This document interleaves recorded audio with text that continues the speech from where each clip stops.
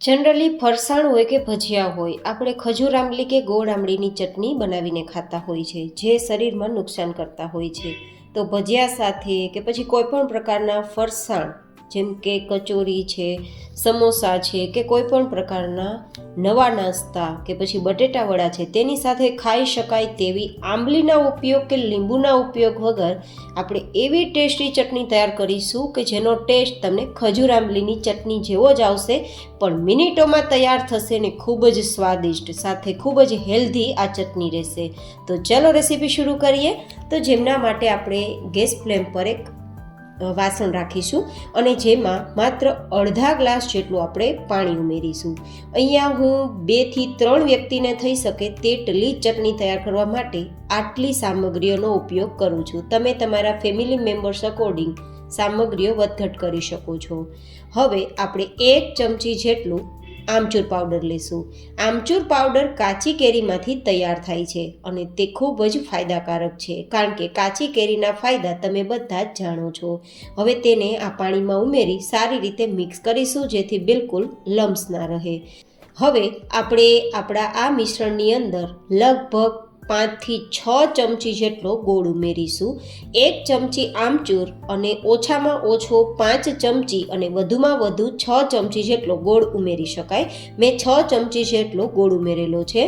અને હવે સ્વાદ પ્રમાણે અને ચમચીથી જોઈએ તો અડધી નાની ચમચી જેટલું મેં નમક ઉમેરેલું છે અને કલર માટે 1 નાની ચમચી જેટલું કાશ્મીરી લાલ મરચું પાવડર ઉમેરેલું છે, જે થોડું કલરનું કામ કરશે અને થોડું તીખાસનું કામ પણ કરશે. 1 નાની ચમચી જેટલું ધાણા જીરું પાવડર ઉમેરીશું અને પછી બરાબર તેને આપણે ઉકાળીશું. 4 થી 5 ઉફાણ આવે ત્યાં સુધી જ ઉકાળવાનું છે, જેથી આપણો ગોળ બરાબર ઓગળી જશે અને ગોળના ઓગળવાથી તે થોડી ઘટ પણ થઈ જશે. મિત્રો, જનરલી આંબલીની ચટણી ફરસાણ સાથે ખાવામાં ખૂબ મજા આવે છે, પણ આંબલીની ચટણીથી સાંધા પકડાઈ જાય છે અને તે નુકસાન કરે છે અને પાછો તેમાં સમય પણ લાગે છે. તો આજે આપણે જે આ ચટણી બનાવીએ છીએ ને તે આમચૂર પાવડરથી તૈયાર કરીએ છીએ. જ્યારે કેરીની સિઝન આવે ત્યારે કાચી કેરીને ખમણીને અથવા નાના ટુકડા કરીને સૂકવી દેવાના. જેવા સુકાઈ જાય કે તરત જ તેને મિક્સરમાં ઉમેરી પાવડર તૈયાર કરી અને કોઈ એરટાઇટ બોક્સમાં ભરીને સ્ટોર કરી લેવાનો. ફ્રીજમાં રાખ્યા વગર 2 થી 3 વર્ષ સુધી આમચૂર પાવડર સારો રહે છે. તો આ રીતે સ્ટોર કરી એની ટાઈમ તમે આમચૂર પાવડરની આ ચટણી તૈયાર કરી શકો છો. અને ખાસ વાત તો એ છે કે આ ચટણીનો ટેસ્ટ તમને આંબલીની ચટણી કરતાં પણ વધુ સારો લાગશે. જે લોકોને તમે આ ચટણી ખવડાવશો તેમને ખબર પણ નહીં પડે કે આ ચટણી આમચૂરમાંથી તૈયાર થઈ છે. એમને એવું જ લાગશે કે આ ચટણી ગોળ આંબલીથી અથવા તો ખજૂર આંબલીથી તૈયાર થઈ છે. એકવાર જરૂર ટ્રાય કરજો.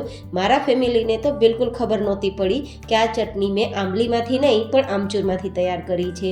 હવે આ ચટણીની અંદર 5-6 ઉફાણ આવશે ને તો ચટણી થોડી ઘટ થઈ જશે અને આપણે ટેક્સચર જોઈએ ને તો તેલ જેવું ચીકણું ટેક્સચર આવી જશે. મતલબ અડધા તાર જેવી ચાસણી બનતી હોય ને તેવું થઈ જશે અને ગોળના ઘટ થવાના કારણે જ આપણી ચટણી ઘાટી થઈ જશે.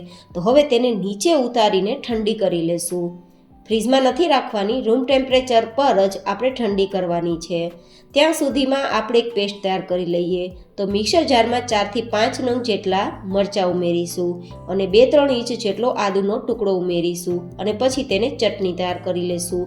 અહીંયા આપણે લસણનો ઉપયોગ પણ નથી કરવાના. જો તમારે કરવો હોય તો કરી શકો છો.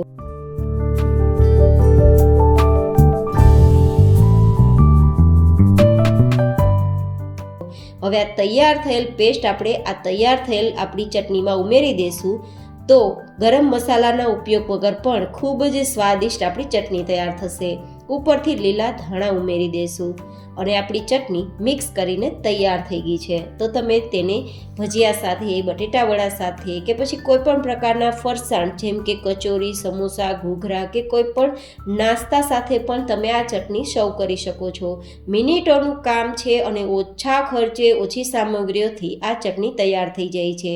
અને આ ચટણી આંબલીના ઉપયોગ વગર તૈયાર થઈ છે તો ખૂબ જ હેલ્ધી છે, સાથે ખૂબ જ સ્વાદિષ્ટ પણ છે. એકવાર તમે જરૂર ટ્રાય કરજો. તમે જોઈ શકો છો કે આપણી તૈયાર થયેલ ચટણીનું ટેક્સચર કેટલું સરસ આવ્યું છે. કલર પણ હૂબહુ ખજૂર આંબલીની ચટણી જેવો જ આવ્યો છે.